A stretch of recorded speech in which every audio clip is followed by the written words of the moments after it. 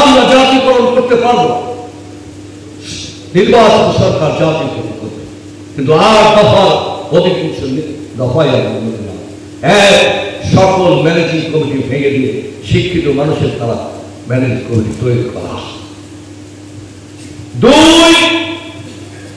Eid bonus 100 মাস না হলে দ্বিগুণ করা প্রস্তাবনা।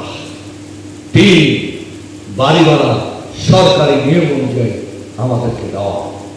4 কোন শিক্ষককে অযাচিত হস্তক্ষেপ করে চাকরি থেকে বিতাড়িত করা যাবে না। সকলে মিলে 31 দফায় যে দফা দেওয়া হয়েছে একটি রেনবো ন্যাশন তৈরি করা হয়েছে। একটি রং বেলুন নানা রঙে রাঙানো হবে পূব আকাশ, যেখানে সকলের অধিকার সমান, মর্যাদা থাকবে মানুষের মর্যাদা থাকবে, এদেশের শিক্ষিত সমাজের মর্যাদা থাকবে, কৃষকের মর্যাদা থাকবে, শ্রমিকের। এখানে মত চাষে কোন জাতীয় সুযোগ না। প্রিয় সহকর্মী, 5 তারিখের পরিবর্তন পর অধ্যক্ষ সেলিম ভাইয়ের নেতৃত্বে আমরা 9 দফা দাবি হাজির হয়েছিলাম শিক্ষা সচিব, শিক্ষা উপদেষ্টার কাছে। তারা বললেন আমরা জাতীয়করণ করতে পারবো, নির্বাচন সরকার জাতীয়করণ করবে, কিন্তু 8 দফা অধিকাংশ দফায়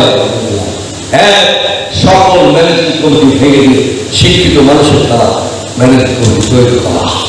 এটাই মর্যাদা শুরু। অথচ বিশ্বের ইতিহাস আপনি যদি দেখবেন, বিশ্বের যত ভালো জায়গা রয়েছে, আপনার চীন, ভারত, মালয়েশিয়া শিক্ষকদের মর্যাদা সবচেয়ে বেশি, এবং বিশ্বের মেধাবীদের সেই সম্পর্কগুলোতে তারাই নেতৃত্ব দিতে পারে, তারাই বিজয়ী হয়। আমরা অনেক নিচে। 134টি জায়গা দেশে যে একটি জরিপ হয়েছে, সেখানে আমাদের মর্যাদার তালিকা 131। প্রিয় বন্ধুরা, আমরা সেই মর্যাদার কথা বলছি, যে মর্যাদা মানুষকে মর্যাদার আসন। দীর্ঘ 17 বছরে আমরা দেখেছি বাংলাদেশের ইতিহাসের কলঙ্ক জয় অধ্যায় একজন পাতাপাটি পাস মানুষ আমাদের ম্যানেজিং কমিটির সভাপতি হয়ে প্রধান শিক্ষককে বলে, মাস্টার কখন এসেছে? নির্লজ্জ, জাতির লজ্জা। আমরা যদি সত্য কথা বলতে যাই, আমাদেরকে কাদা দিয়ে, ময়লা দিয়ে আমাদের মাথায় অপমান হয়েছে। আজকেও বাংলাদেশে যে মব জাস্টিসের নামে শিক্ষকদের অপমান অপদস্থ শুরু হয়েছে, আমরা তার বিরুদ্ধে রুখে দাঁড়াতে চাই। প্রকাশ করেছে ঠিক তেমনি ভাবে ইতিহাসের সবচেয়ে নির্যাতিত আমাদের মা, যিনি যে কোনো সময় দেশের বাইরে ভালো থাকতে পারতেন, বাংলাদেশের জনগণের কথা চিন্তা করে এয়ারপোর্ট থেকে দাঁড়িয়ে তিনি বলেছেন, আমি এ বাংলার মানুষ, আমার স্বামী স্বাধীনতা যুদ্ধ ঘোষণা করেছে, আমি 3 বারের প্রধানমন্ত্রী ছিলাম, বাংলার মাটি ছেড়ে আমি যাব না। তিনি বলেছেন, তিনি যদি ক্ষমতায় যায়, তার যদি দল ক্ষমতায় গেলে শিক্ষকদের চাকরি জাতীয়করণ করা হবে। একই দাবিতে আমি যখন ভার্চুয়াল মিটিংয়ে প্রাণপ্রিয় ভাইয়া, আমাদের নেতা দীর্ঘ 20 বছর সুদূর লন্ডনে বসে আমাদেরকে সংগঠিত করেছে, আমাদের সুখ দুঃখের সাথী হয়েছে।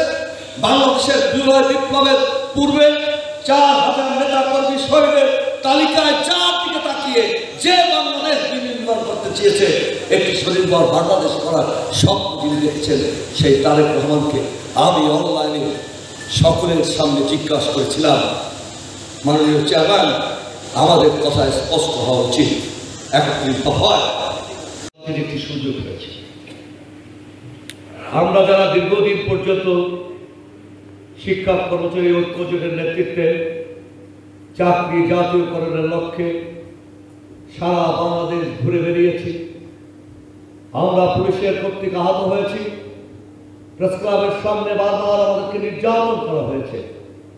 তারপর অধ্যক্ষ সেলিম ভূঁইয়ার নেতৃত্বে একবার আমরা কিছু ঘটিনি।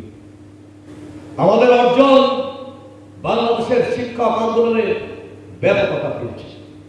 আমাদের মর্যাদা, আমাদের দাবি এ নিয়ে আমরা লড়াই করেছি দীর্ঘ 17 বছর। প্রিয় সহকর্মীবৃন্দ, অধ্যক্ষ সেলিম ভূঁইয়ার নেতৃত্বে যে সংগঠনটি সারা বাংলাদেশে ফিনিক্স পাখির মতো উড়ে বেরিয়েছে, সেই সংগঠনের যিনি নেতৃত্ব দিচ্ছেন তিনি জাতীয় শক্তির ঢাল আহত এবং একজন রাজনৈতিক কর্মী। আপনাদের মনে আছে শিক্ষকদের ভাগ্যের সাথে জাতীয় দলের ভাগ্য জড়িত, অথবা জাতীয়তাবাদী শক্তির সাথে শিক্ষকদের ভাগ্য জড়িত। এর কারণ আমাদের মহান শিক্ষক শহীদ রাষ্ট্রপতি জিয়াউর রহমান তিনি প্রথম বাংলাদেশের শিক্ষকদের মর্যাদার কথা উল্লেখ করেছেন। তিনি বলেছেন, একজন শিক্ষক জাতীয় বেতন স্কেলে অন্তর্ভুক্ত নয়, শুধুমাত্র ম্যানেজিং কমিটির উপর নির্ভর করে সামান্য অর্থ দিয়ে সংসার চালাতে পারে না।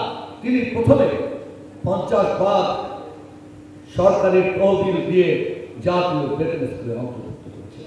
এটাই আমাদের মর্যাদা শুরু।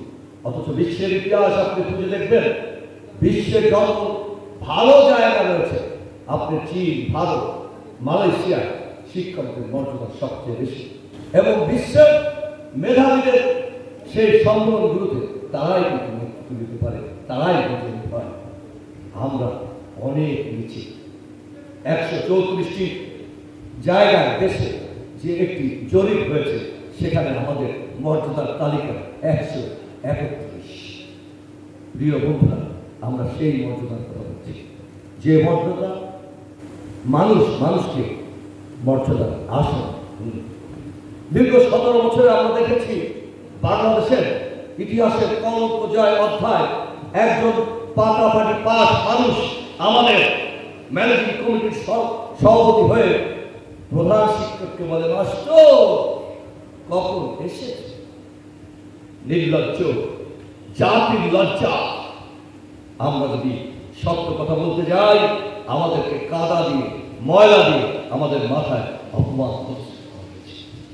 আজকে বাংলাদেশে যে মব জাস্টিসের নামে শিক্ষকদের অপমান, অপদস্থ শুরু হয়েছে, আমরা তার বিরুদ্ধে রুখে দাঁড়াতে চাই।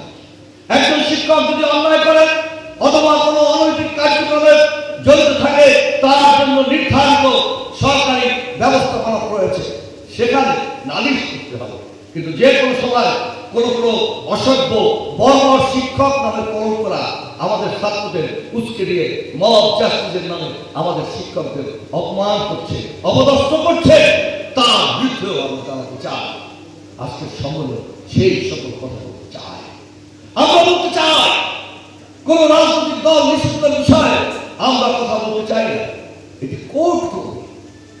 যদি মনে হয় বাংলাদেশের ইতিহাসে তাদের দলমানচিত হত্যা আর লুটের মধ্য দিয়ে আর যদি কোন রাজনৈতিক দলকে সিদ্ধান্ত নেয় নিতে পারে, অথবা জনগণের ভোটের মাধ্যমে জনগণের যে সরকার গঠন করে তারা এ বিষয়ে সিদ্ধান্ত নেবে। হুটহাট করে যে কোনো শিক্ষককে এক ধরনের ট্যাক্স লাগিয়ে তার কাছ থেকে সুবিধা আদায়ের বিরুদ্ধে আমরা রুখে দাঁড়াই। এই কারণে 5 তারিখের পর বিভিন্ন শিক্ষা প্রতিষ্ঠানে গিয়েছি, ধর্মীয় বিশেষ করে সনাতন ধর্মের মানুষের কাছে গিয়েছি। আমরা বলেছি, বাংলাদেশ সবার আগে দেশ, সে আমার বাংলাদেশ। হিন্দু, মুসলমান, বৌদ্ধ, খ্রিস্টান, পাহাড়ি, সাঁওতাল সকলে মিলে একটি দফায় যে দফা দেওয়া হয়েছে, একটি রেইনবো ন্যাশন তৈরি করা হয়েছে। একটি রং বেলুন নানা রঙে রাঙায়িত হবে পূব আকাশ, যেখানে সকলের অধিকার সমান থাকবে, মর্যাদা থাকবে মানুষের।